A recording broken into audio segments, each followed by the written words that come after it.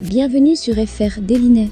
Notre actualité d'aujourd'hui parlera de « Ici, tout commence », spoilé, l'épisode 153 Mehdi ne va pas mourir, Elliot et Greg se remettent ensemble. Avant le début de son cours, la chef Guino informe en aparté Greg et Elliot qu'ils ont obtenu un 9/20 à leur épreuve de l'aveugle de la semaine passée. Greg essaie d'amadouer Claire pour avoir un point supplémentaire pour arriver à la moyenne, mais peine perdue. L'idée de cette épreuve était d'évaluer leur comportement en cuisine, et ils ont échoué là-dessus tout simplement. Alors que Claire allait leur expliquer qu'ils devraient laisser leurs problèmes personnels en dehors des cuisines, Greg et Elliot se disputent devant la chef Guino. Claire les sanctionne et les charge de s'occuper ensemble du compost. Greg et Elliot renouent le dialogue. Si Elliot aimerait qu'ils soient amis, Greg balaie cette idée, car il éprouve toujours des sentiments amoureux pour lui. D'ailleurs, il a décidé de ne plus revoir Lilian. Elliot se confie à Celia. Il est toujours fou amoureux de Greg. La jeune femme pousse son amie à ne pas passer à côté de son histoire d'amour et à foncer peu importe le temps qu'elle durera. Elliot se rend par la suite au potager et déclare à Greg « J'ai décidé de vivre dangereusement ».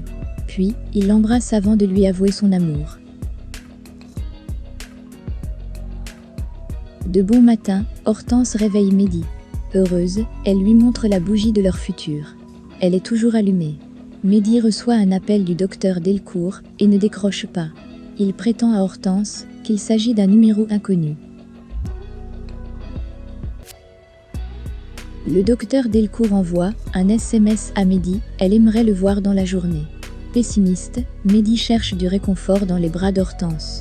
Mehdi ne répondant pas à ses appels, Marianne Delcourt débarque à l'institut. Elle est venue dire quelque chose d'important au jeune homme. Maxime ignore où se trouve son ami.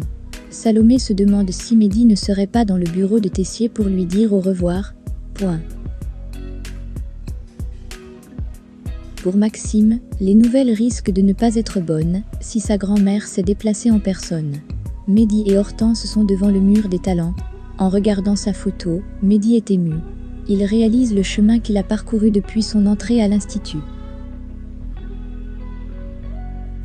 L'heure du départ approche. Mehdi doit aller faire ses valises. Hortense est émue et le prend dans ses bras. Leur tête-à-tête est interrompu par l'arrivée soudaine de Marianne. À la demande de Mehdi, Hortense assiste à leur entretien. Les premières analyses à la suite du début du protocole montrent que le traitement expérimental fonctionne. Le taux de plaquettes de Mehdi, les globules rouges et les neutrophiles ont remonté. C'est très inattendu à ce stade. Mais pour l'équipe soignante et l'oncologue de Mehdi, il ne fait aucun doute que la leucémie de Mehdi régresse. Le jeune homme ne va pas mourir. Mehdi et Hortense fondent en larmes. Marianne leur avoue qu'elle ne s'attendait pas à tel résultat. C'est presque un miracle, déclare le docteur Delcourt. Hortense et Mehdi rejoignent Salomé et Maxime dans le parc. La jeune femme leur annonce l'heureuse nouvelle. Mehdi est sous le choc et a du mal à réaliser qu'il a désormais toute la vie devant lui dorénavant. Mehdi et Hortense retrouvent ensuite Lina qui fond en larmes. La mère de Mehdi remercie Hortense d'avoir cru en son fils. Elle reconnaît ses erreurs et regrette d'avoir traité la jeune femme d'inconsciente. Émue, elle prend Hortense dans ses bras. Mehdi annonce ensuite à sa mère son intention de rentrer malgré tout à Nîmes pour revoir le reste de la famille. Il aimerait qu'Hortense l'accompagne. La jeune femme accepte volontiers.